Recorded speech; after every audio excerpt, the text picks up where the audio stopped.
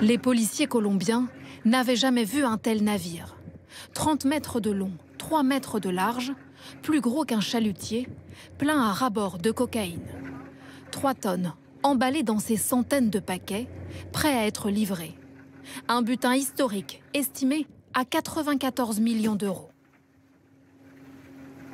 C'est le plus grand navire saisi depuis 1993, date à laquelle le premier semi-submersible de ce type a été intercepté.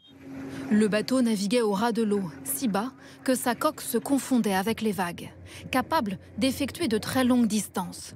Ingénieux, il a pourtant été fabriqué de façon artisanale dans la jungle colombienne.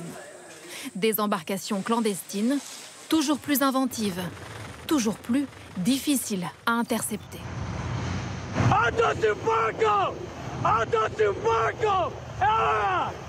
En pleine mer, à toute vitesse, ces gardes-côtes américains tentent d'arrêter un narco sous-marin au large du Pacifique.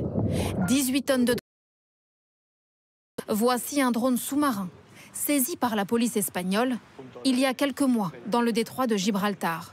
L'écoutille s'ouvre comme ça, et c'est ici qu'ils mettent les produits stupéfiants. Cet appareil peut transporter jusqu'à 200 kg de drogue. Sous l'eau ou dans les airs. Sur ces images, un narco-hélicoptère vole de nuit, lumière éteinte, pour passer inaperçu. Capturé par la police espagnole, l'engin transportait 200 kg de drogue. La cocaïne devait ensuite être acheminée jusqu'en France.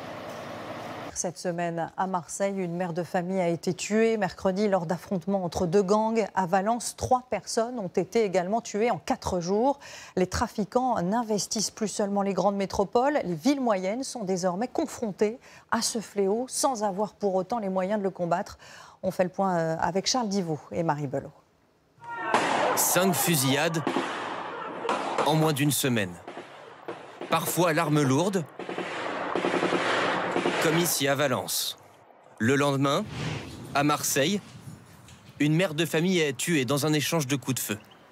Bilan des 6 derniers jours, 4 morts et 5 blessés. À chaque fois le même scénario, des bandes rivales s'affrontent sur fond de trafic de drogue. Pour expliquer cette hausse de la violence, la police avance une première raison. La production mondiale de produits stupéfiants augmente régulièrement. Ces trafiquants-là cherchent évidemment à écouler leurs marchandises le plus possible et sur toute l'étendue du territoire national. D'immenses quantités qui entrent par plusieurs portes d'entrée. Depuis la Guyane, directement par avion grâce à des mules, largués proches des côtes depuis des cargos, avant de s'échouer sur la plage.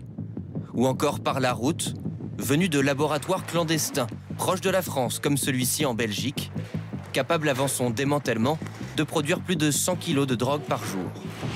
Une production qu'il faut réussir à écouler. Voilà pourquoi le trafic gangrène aussi les petites villes, comme Verdun, 18 000 habitants, où la gendarmerie débordée n'arrive pas à lutter. C'est une adresse où on va chercher de la cam et de la coke. Il y en a un peu partout.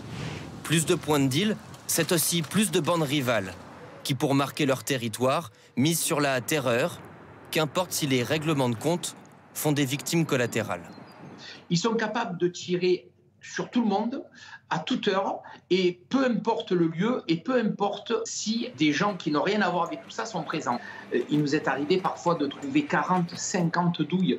Des douilles provenant le plus souvent d'armes de guerre, kalachnikov, mitraillettes, la plupart du temps directement achetées via les réseaux sociaux.